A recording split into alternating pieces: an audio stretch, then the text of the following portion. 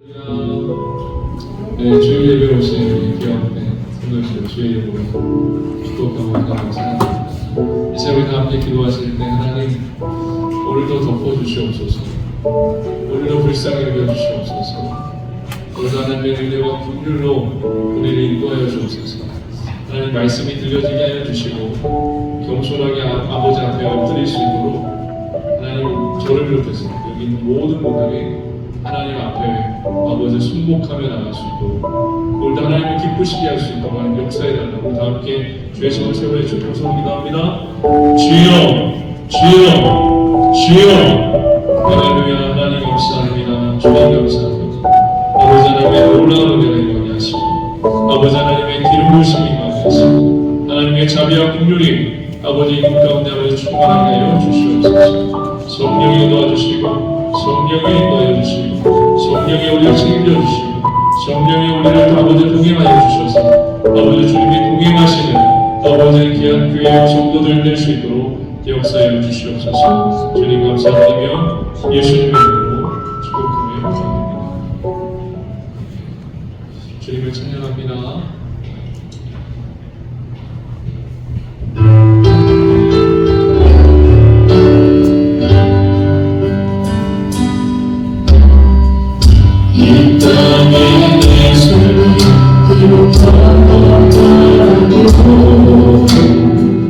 주님의 성신 나를 능력하여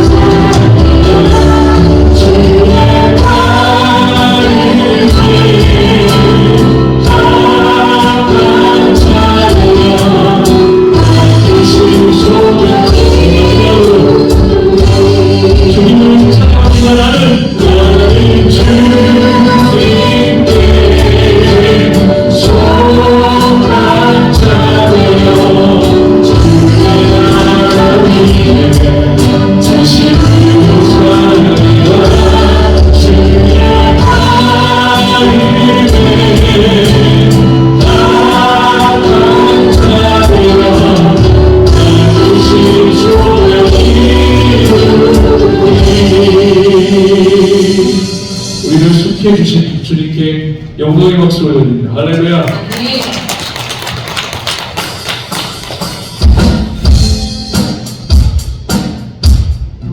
자, 우리 다시 한 번.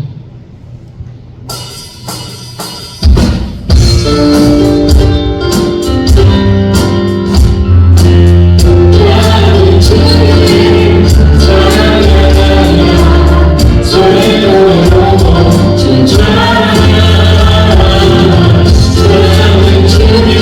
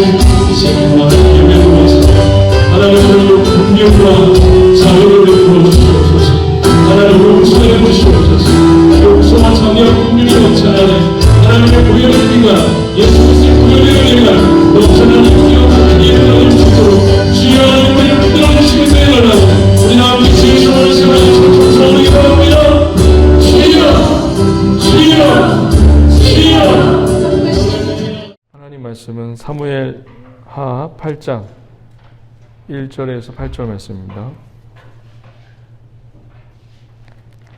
사무엘 하 8장 1절에서 8절. 근데 8장 전체가요,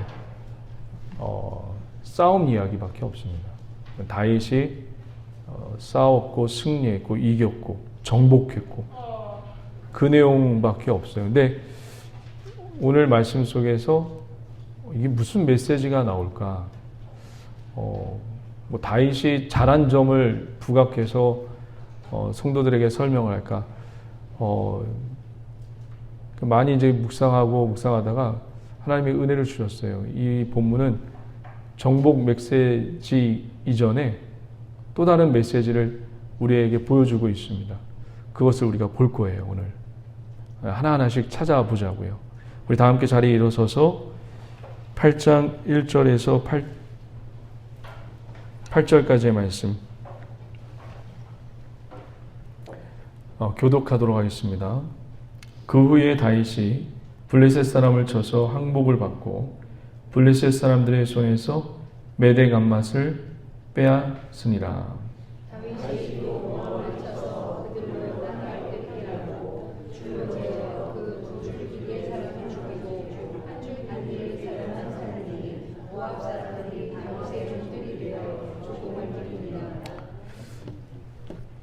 루흡의 아들 소바왕 하닷 에셀이 자기 권세를 회복하려고 유브라데 강으로 갈 때에 다윗이 그를 쳐서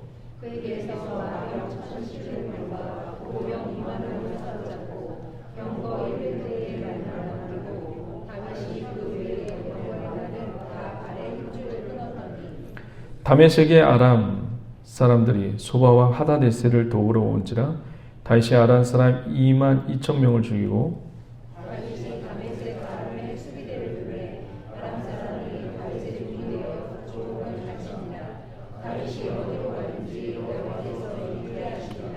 다윗이 하닷에셀의 신복들이 가진 금방패를 빼앗아 예루살렘으로 가져오고 또 다윗 왕이 하닷에셀 고을 베다와 베로데에서 매우 많은 옷을 빼앗으니라. 아멘. 다 함께 자리에 앉으시면서 좌우 옆분들에게 이렇게 인사하도록 하겠습니다. 주님이 붙드시고 지켜주십니다. 네, 한 번 더 인사할까요?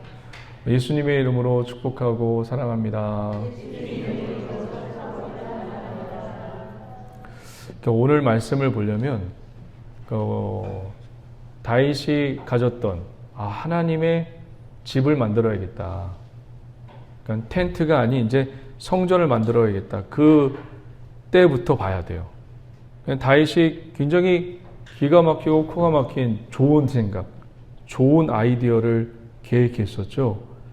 내가 이제 언약궤를 가지고 오면 이제 텐트에다가 하나님을 모시는 것이 아니라 이런 돌덩어리를 세워서 건물을 만들어야겠다.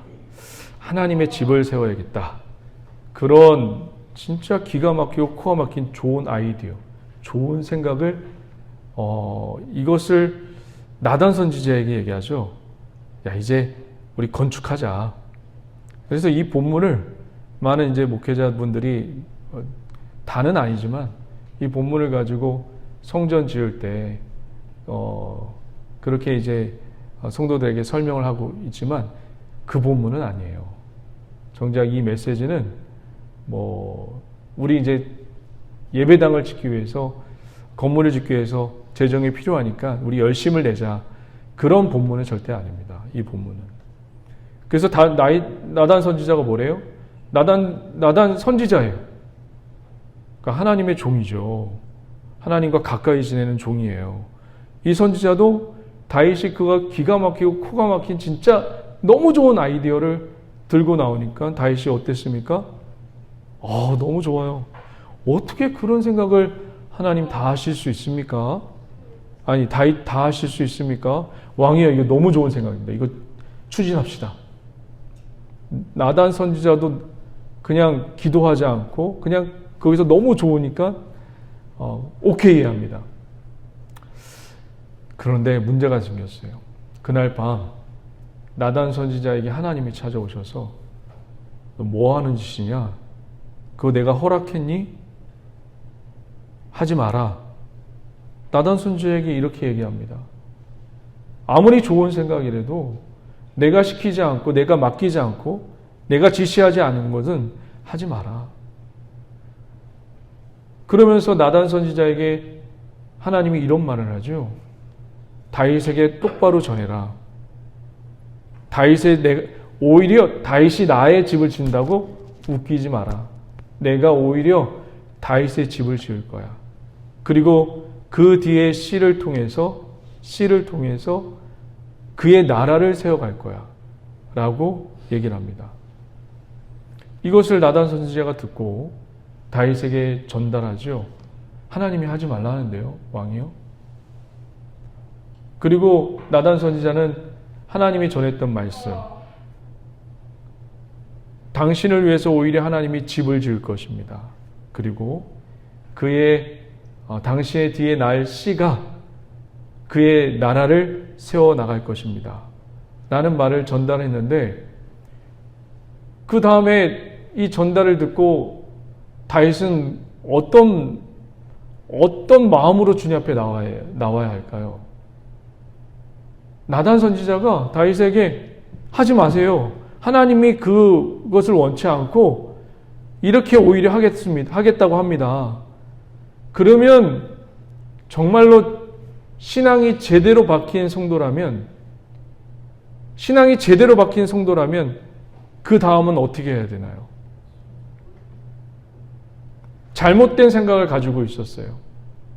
다윗이 잘못된 생각을 가지고 있어요. 아무리 좋은 아이디어인데 그것이 하나님이 원하지 않는 아이디어였어요. 생각이었어요. 그러면 그 다음에 나단 선지자 그거 아닙니다. 그거 당신 생각이 틀렸습니다.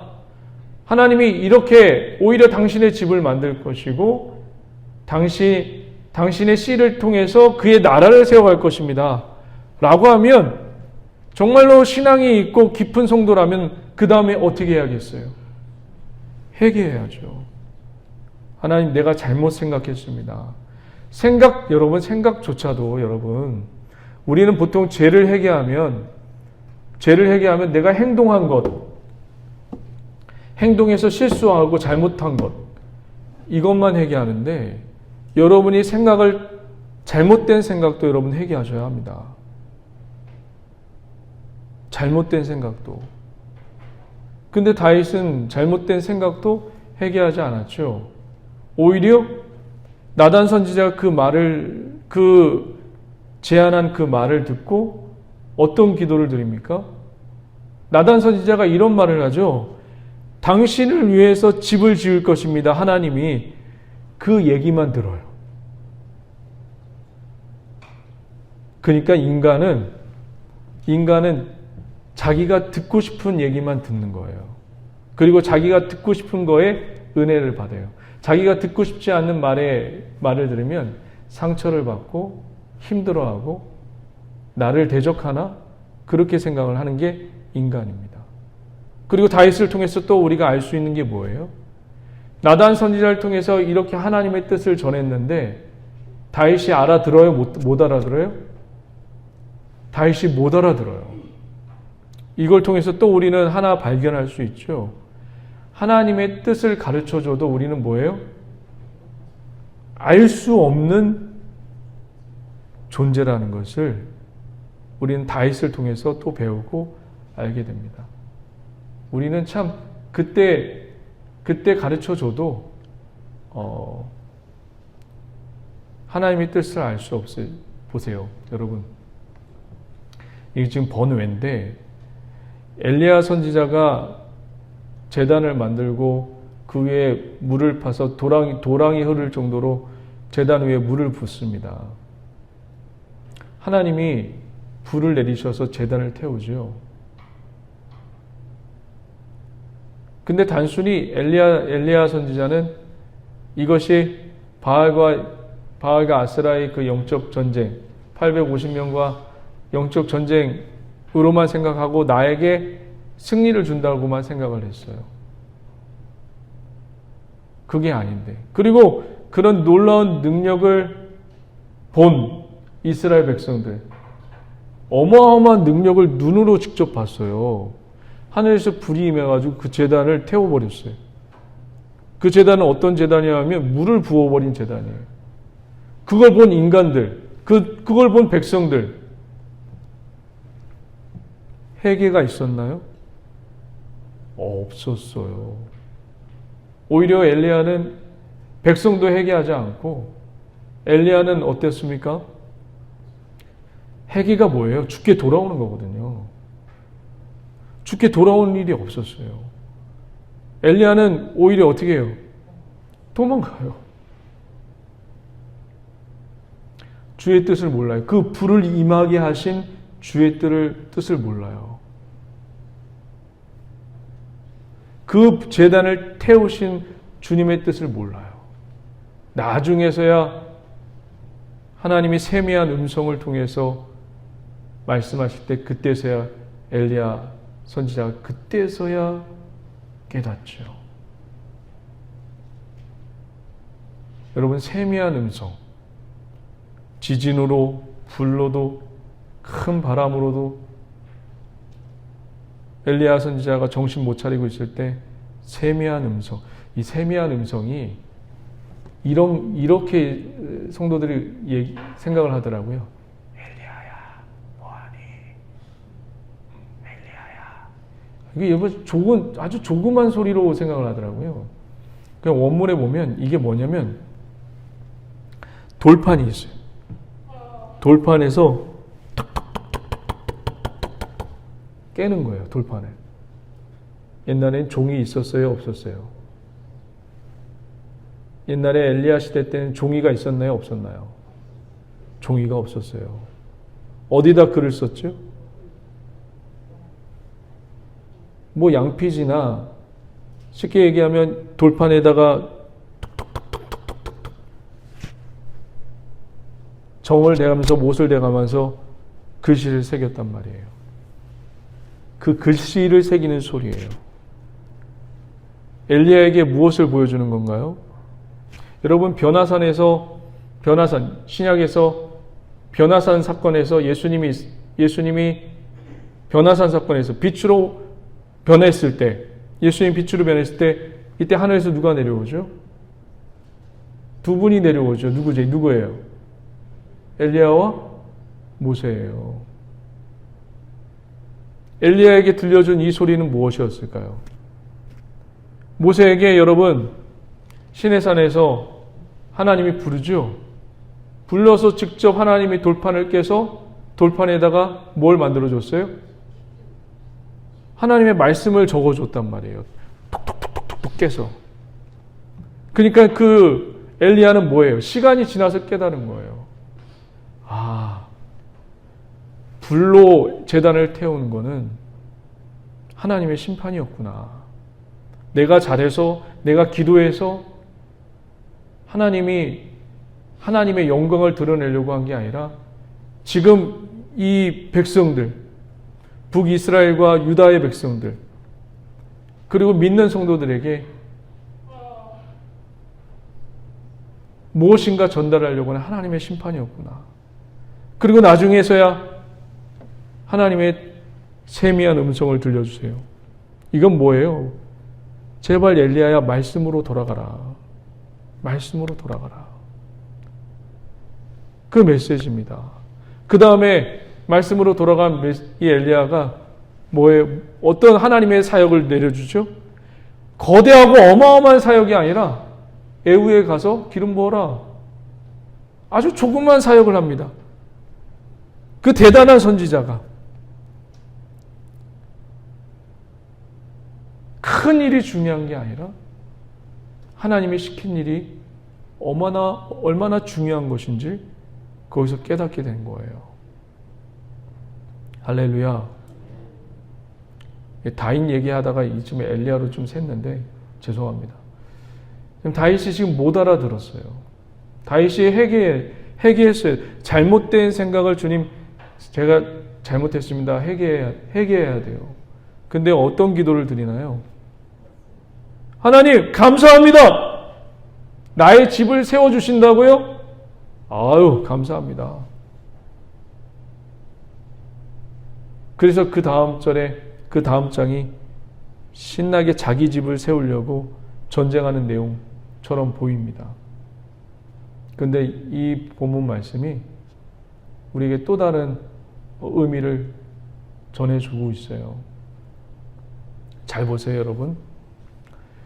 다윗도 우리 한번 잠깐만이지만 제가 말을 하는 것보다 우리 성경 말씀 잠깐 보고 다윗이 가졌던 생각이 얼마나 자기 중심적이었는지 한번 잠깐만 보도록 할게요. 우선은 사무엘하 7장을 한번 보도록 하죠. 사무엘하 7장 12절 한번 보세요.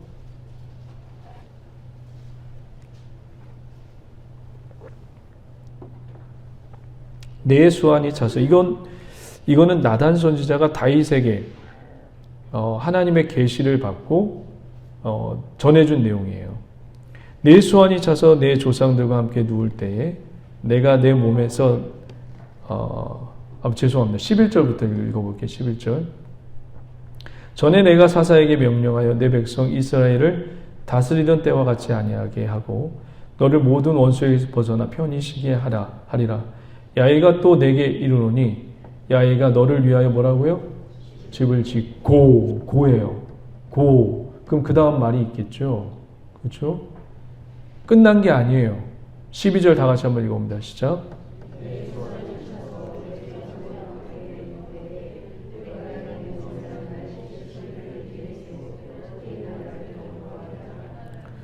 여기서 내가 내 몸에서 날씨, 그러니까 원문을 보니까 히브리 원문을 보니까 여기서 씨는 복수가 아니에요. 다윗의 여러 명 아들들을 얘기하는 게 아니라 딱 하나, 단수. 그러면 솔로몬 아니. 여기는 이 말씀은 메시아를 암시하는 글입니다. 그 씨가 내 뒤에 세워서 무엇을 견고하게 하고 그의 나라를 견고하게 하고, 이건 쏙 빼먹어요, 다윗이. 한번 볼까요? 이제 29절 한번 보세요. 이게 다윗의 기도인데 어떤 기도를 최종적으로 드리냐면 내 뒤에 날씨가 그의 나라를 견고하게다. 그거는 쏙 빼요. 그러니까 자기가 듣고 싶은 것만 들은 거죠. 29절 다 같이 한번 읽어봅니다. 시작.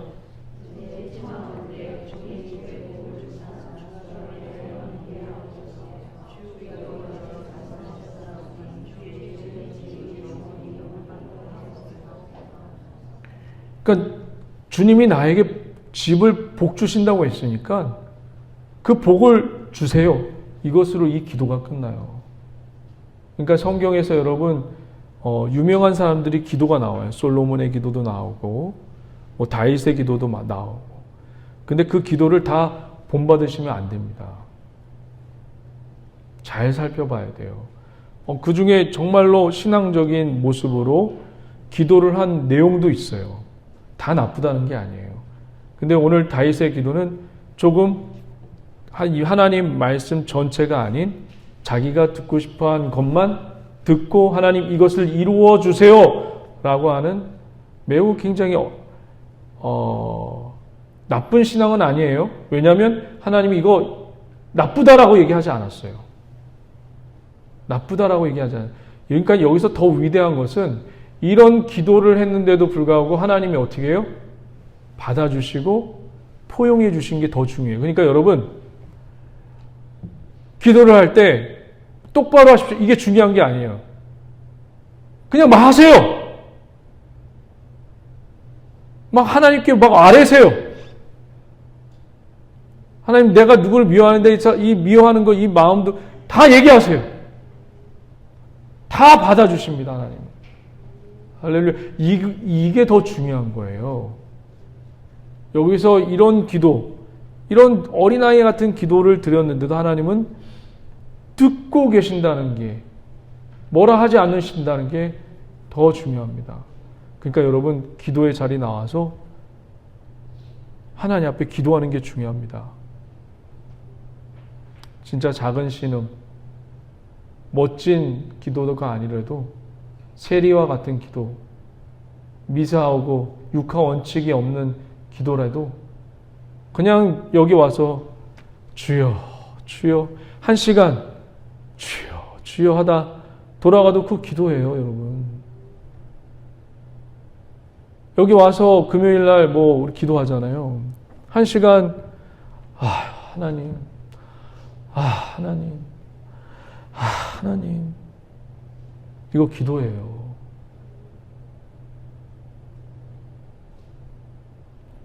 수많은 미사어구를 쓴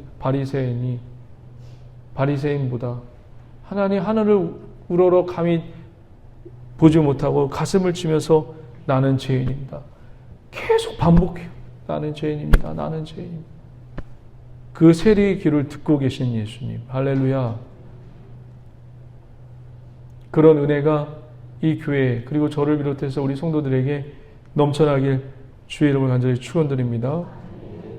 다윗을 보면서요 말이죠.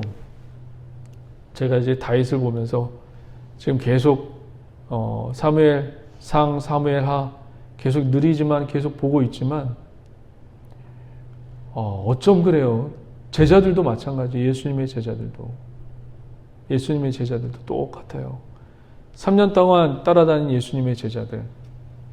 이제 예수님이 이제 십자가의 지식이 이제 얼마 안 남았어요.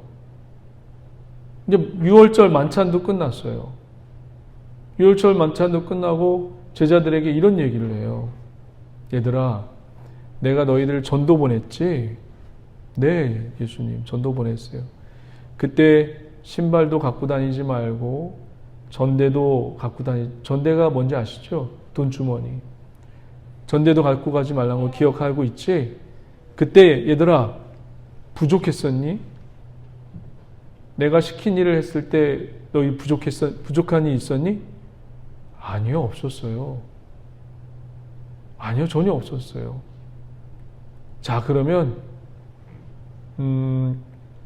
이제 내가 이제 조금 있으면 십자가에 못 박혀 죽는데 너희 다 알고 있지? 근데 제자들은 그걸 인정하고 싶지 않은 거예요.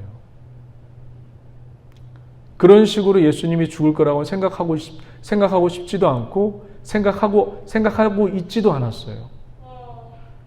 예수님은 이제 곧 있으면 로마를 정복해서 유대인의 왕으로 오셔서 다윗과 같이 그런 철권 통치를 하실 줄 알았어요. 근데 예수님이 그 뒤에 이런 얘기를 하죠. 얘들아, 이제 너희 전대를 이제 갖고 이제 너희 있는 겉옷을 팔아서 무엇을 사라고 얘기하죠? 예수님이 검을 사라고 얘기합니다. 예수님이 검을 사래요. 검. 마지막 때 되니까 예수님이 다 팔고 너희 겉옷을 팔아서 검을 사라고 얘기합니다. 그러니까 보통 우리가 딱 그것을 듣기에는 예수님이 그런 식으로 얘기하면 우리는 이렇게 예수님 굉장히 이중성이 있네. 아니, 왜냐하면 베드로가 말구의 길을 잘랐을 때 뭐라고 얘기했어요? 예수님이 검을 쓴 자는 검으로 망한다. 검을 걷어들여라. 그렇게 했던 예수님이 이제 검을 사래요. 여러분, 이 말씀이 어디 있는지 아시죠? 누가복음 22장 한번 보세요. 누가복음 22장.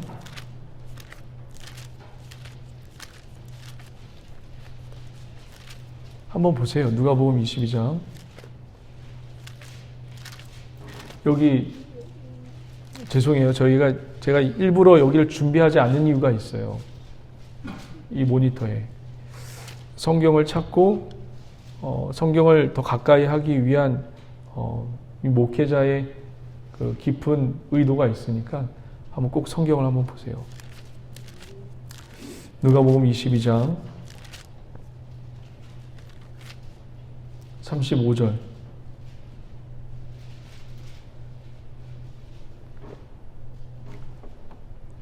그 내용이거든요.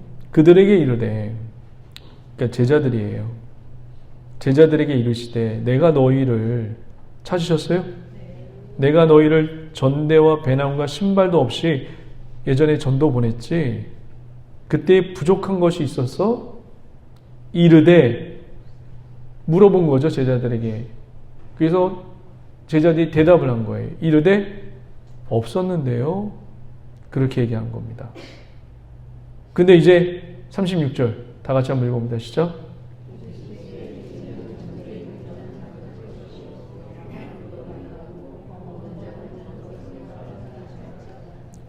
제가 이 나중에 누가복음 강의하면 좀 더 세밀하게 깊게 얘기하겠지만 왜 이런 얘기를 한 것 같아요? 왜 검을 사라고 얘기한 것 같아요?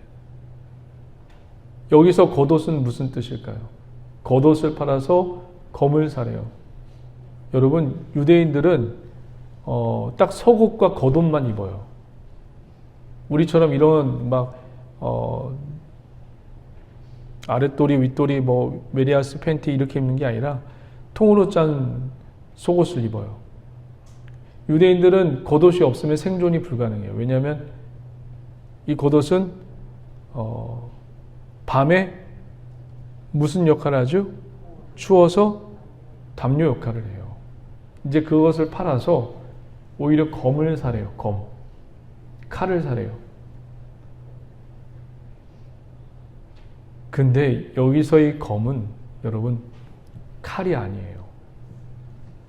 성경에서의 검은 두 가지 의미를 하지만 한 가지만 얘기할게요.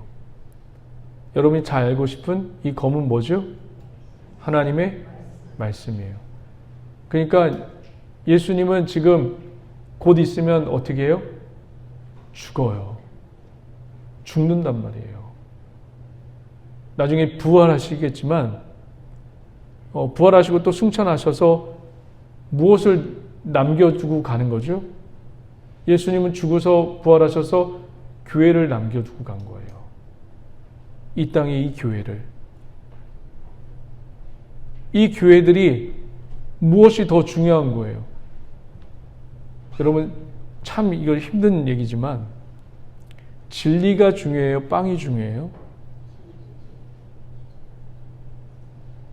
빵이 중요해요? 진리가 중요해요? 둘 다 중요해요? 뭐가 중요해요?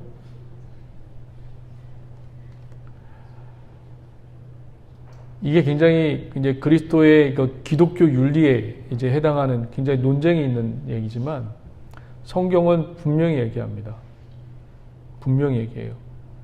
이스라엘 민족이 광야에서 하나님이 뭘 다 줬죠? 만나도 주었고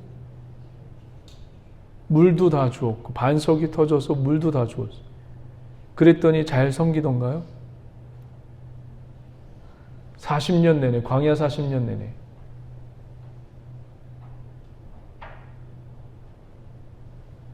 내내. 우리는 뭘 보고 있어요? 출애굽기를 보면. 불순종을 보고 있어요.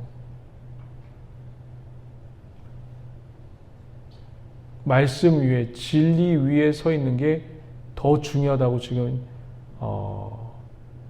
예수님이 지금 말씀하고 있는 거예요. 이 진리가 뭐냐면 여러분 하나님과의 교제가 한번 회복돼 봐요. 하나님과의 관계가 한번 회복돼 봐봐요. 그 다음에는 여러분 먹는 문제가 해결이 되나요? 안 되나요?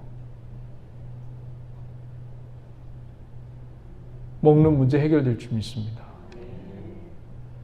할렐루야. 이거 제가 이렇게 얘기하기에도 조금 조심스러운 부분이 있어요.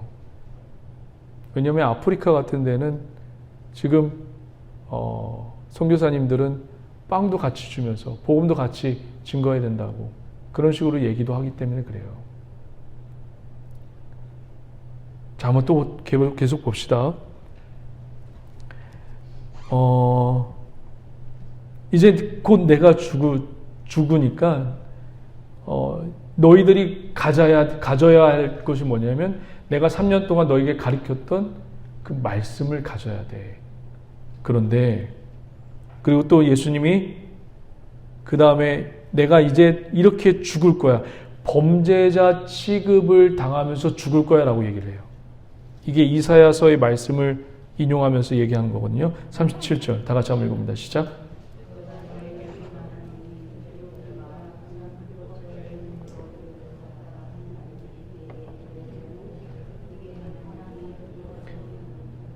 보세요. 이게 이사야 선지자의 이야기를 얘기하는 건데 내가 너에게 말하니 기록된 바 그는 누구예요? 예수 그리스도를 얘기해요. 그는 불법자의 동류로 여김을 받았다 한 말이 예수님이 십자가에 못 박혀 죽으신 이유가 뭐예요? 불법자예요. 불법자의 제목을 씌워서 죽은 거예요. 근데 정작 불법자는 누구예요? 저와 여러분들이에요. 이 불법자를 위해서 예수 그리스도가 뭐가 되신 거예요? 불법자가 돼서 우리와 함께 죽으신 거예요. 그래서 우리를 살리신 겁니다. 믿으십니까? 그 내용이에요. 그러면서 겉옷을 팔아 검을 사라고 했더니 이 제자들이 그 다음 절 한번 보세요. 38절 시작.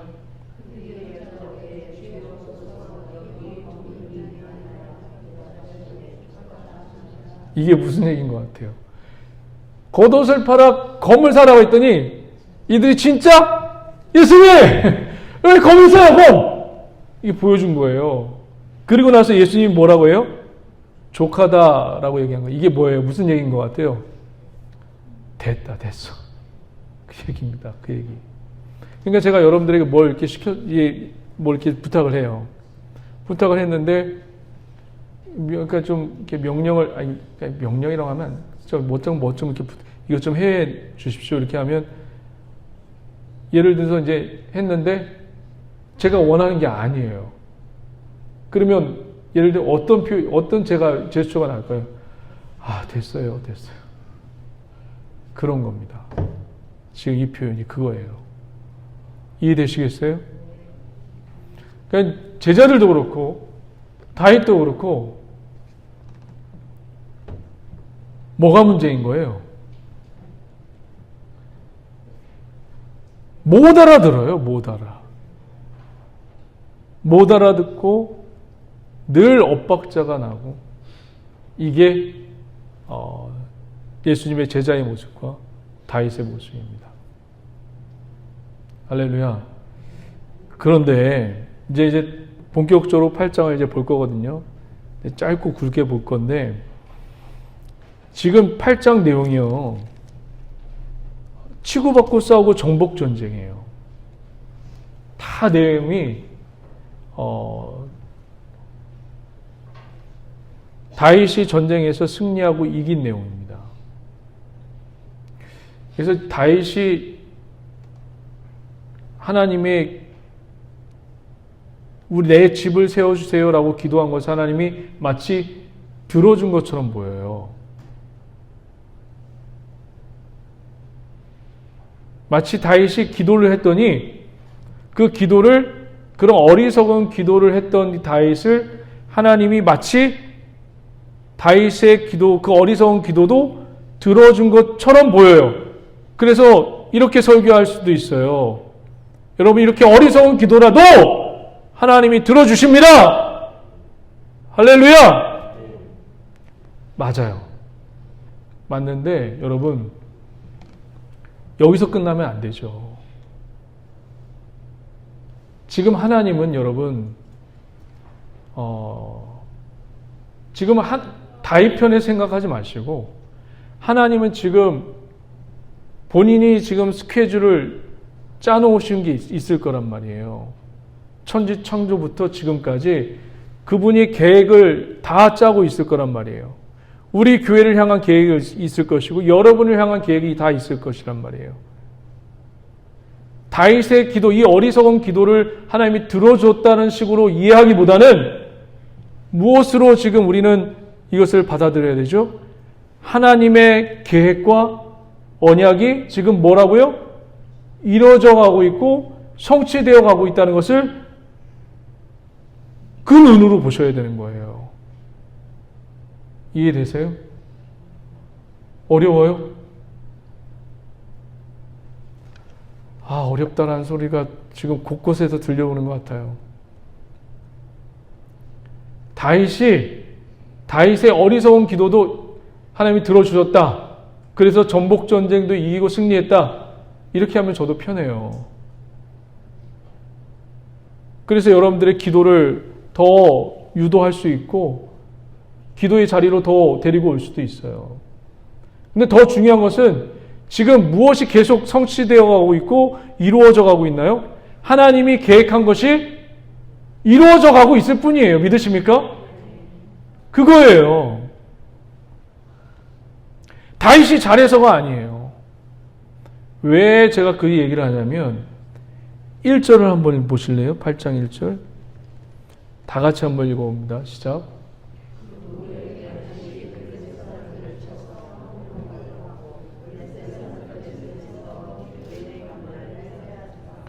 빼앗습니다. 빼앗았대요. 이겼대요. 승리했대요. 그런데 이게 히브리 단어를 제가 원문 설교 준비하면서 봤는데 라카라는 단어를 쓰고 있어요. 라카. 이게 무슨 단어냐면 원래 내 건데 그냥 이게 단순히 전쟁 용어가 아니에요. 원래 내 건데 다시 가져온 거예요. 그러니까 전쟁 용어가 아닌 거예요, 이게. 그러니까 단순히 전복 전쟁이 아닌 거예요. 그리고 또 한번 볼까요? 6절 한번 보세요. 6절. 다 같이 한번 읽어봅니다. 시작.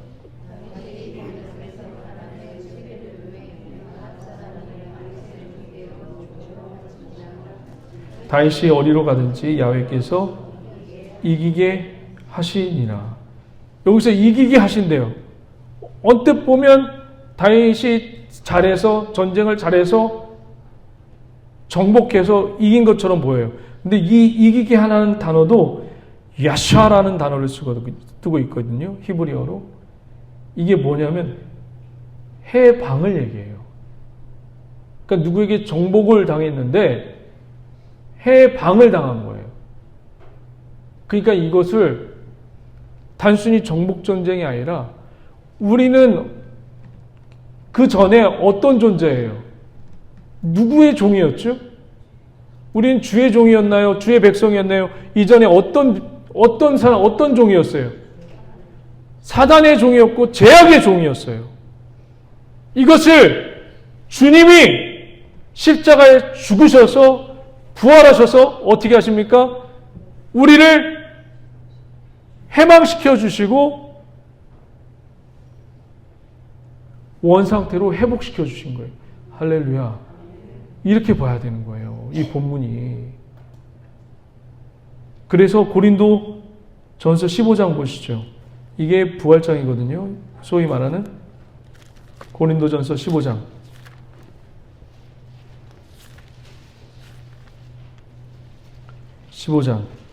찾으셨어요?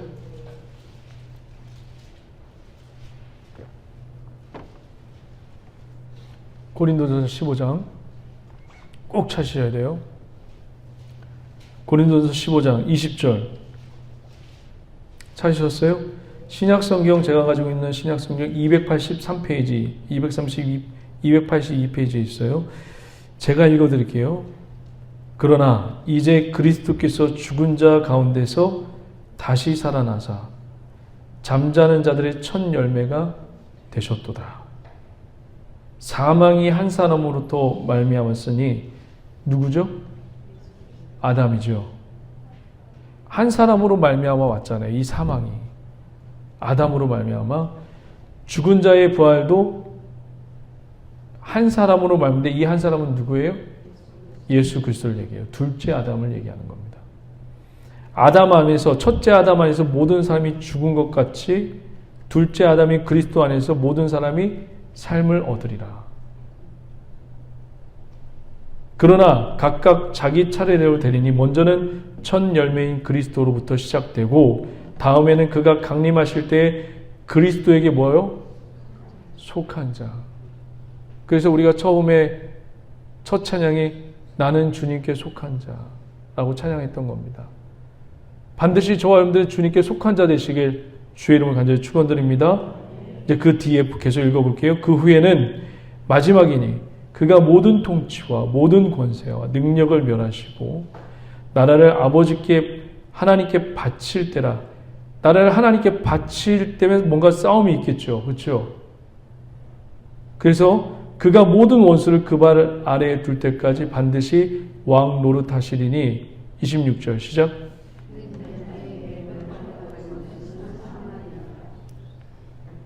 지금 이 8장은 사무엘하 8장은 이 본문과 연결해서 봐야 돼요. 나중에 여러분 다윗을 통해서 누가 오죠? 그리스도가 나오신단 말이에요. 하나님 다윗의 나라는 하나님 나라의 모형이에요. 하나님 나라의 모형.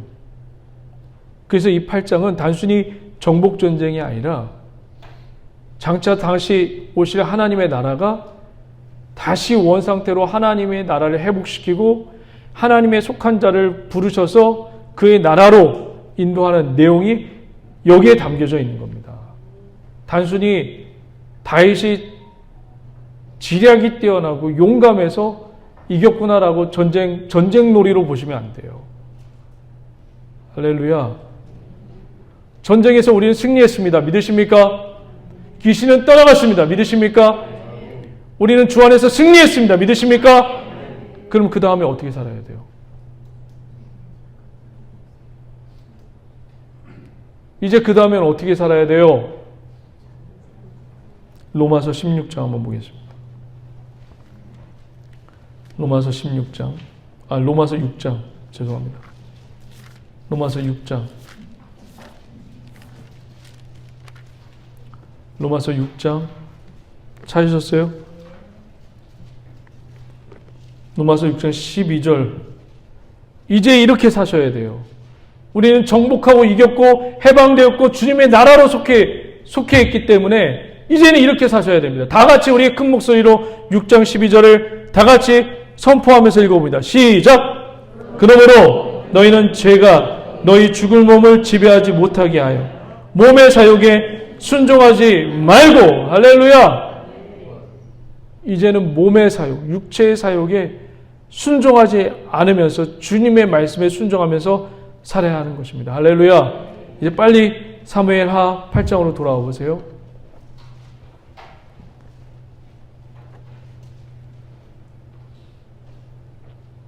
사무엘하 8장 1절 한번 볼게요. 사무엘하 8장 1절. 그 후에 다윗이 블레셋 사람을 쳐서 항복을 받고 블레셋 사람의 손에서 무엇을 빼앗았어요? 메덱 암마를 빼앗았어요. 왜 나왔을 것 같아요? 왜 이게 메덱 암마를 빼앗은 이게 뭐가 중요해서 이게 나왔을까요? 메덱 암마를 보니까 숫자가 써 있네요. 그렇죠? 풋노트가 있네요. 그렇죠? 여러분 풋노트 보시면 메덱 암마를 뭐라고 써 있나요? 모성의 굴레. 제가 지도 하나 보여드릴게요. 지도 준비되어 있나요, 사모님? 메덱 암마 보이시죠? 메덱 암마 밑에 뭐가 써 있죠? 그 도시가 어떤 도시예요? 가드라고 써 있지 않아요? 써 있어요, 안 써 있어요? 써 있죠. 블레셋 중에서 5 도석 중에서 제일 강력한 도성이 어디죠? 가드예요. 그러니까 메덱 암마예요. 메덱 암마를 뭐라고 불렀다고요? 가드를 메덱 암마로 부른 거예요. 가드를 메덱 암마, 모성의 굴레라고 이스라엘 입장에서 가드를 메덱 암마로 부른 거예요. 블레셋이 메덱 암마로 부른 게 아니라 이스라엘이 가드를 메덱 암마로 불러준 거예요. 모성의 굴레. 그러니까 블레셋의 모성, 어머니를 뜻하죠. 그러니까 블레셋 5 성읍 중에 가장 어머니 같은 성이 어디라는 얘기예요? 가드라는 성이에요. 그래서 이스라엘 백성이 이 메대감막 모성에 굴레라는 이름을 붙여줬어요. 굴레. 가드가 굴레래요. 굴레. 이스라엘의 입장에서 굴레는 뭐예요? 너무 힘들다는 거예요. 점령하기 힘들고 어려운 곳이다. 블레셋에서 가장 크고 점령하기 어려운 곳을 다윗이 점령했다. 라는 것을 이야기하고 있는 겁니다. 왜 그것을 보여주죠? 여호수아가 블레셋에 몇 성을 남겨두었죠? 가사와 가드와 아스돗을 남겨두었어요. 왜 남겨두었죠? 그러니까 이런 거예요. 이 속초에서 속초시청만 점령을 하면 적군의 입장에서는 어떤 생각을 가져요? 속초를 다 점령했다고 생각한 거예요. 여호수아도 그 블레셋 땅 중에서 이 성을 그 당시 이 성을 점령하니까 가드라는 영랑동을 점령하지 않아서 이런 사태가 벌어진 거예요. 우리 한번 여호수아서도 한번 볼게요. 여호수아서 11장을 한번 보세요. 여호수아서 11장 22절 한번 보겠습니다.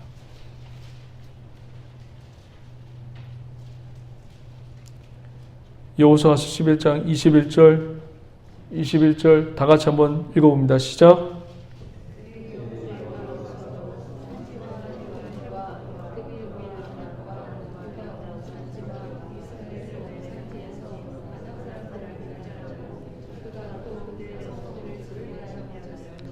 이스라엘 자손의 땅에는 아낙 사람들이 하나도 남지 아니하고 가사, 가드와 아스돗에만 남았더라.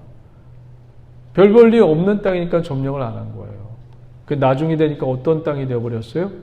모성의 굴레가 되어버렸어요. 점령하기 어려운 땅이 되어버렸어요. 그러니까 하나님의 말씀은 여러분 99%를 순종해야 돼요? 아니면 100%를 순종해야 돼요?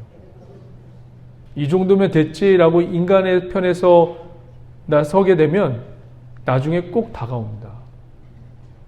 큰 문제로 다가와요. 주님의 명령은 여러분 100% 아니면 순종했다라고 얘기하면 안 됩니다. 이거 진짜예요, 여러분. 자, 이제 2절 한번 볼게요. 2절. 8장 2절. 사무엘하 8장 다시 돌아와 보세요. 8장 2절. 이것도 한번 다 같이 한번 읽어보겠습니다. 시작. 다윗이 또 모압을 쳐서 그들로 땅에 엎드리게 하고 줄로 재어 그 2줄 길이의 사람은 죽이고 1줄 길이의 사람은 살리니 모압 사람들이 다윗의 종이 되어 조공을 드리니라. 이게 무슨 얘기일까요, 도대체? 사람을 지금 다 누워! 포로로 잡은 사람을 다 누웠어요. 누웠는데 줄을 재었네요. 2줄 길이의 사람은 다 죽이고 1줄 길이의 사람은 살리니. 누워서 무슨 얘기를 하는 걸까요? 이 얘기가. 키 큰 사람은 다 죽였다? 무슨 얘기를 하는 걸까요?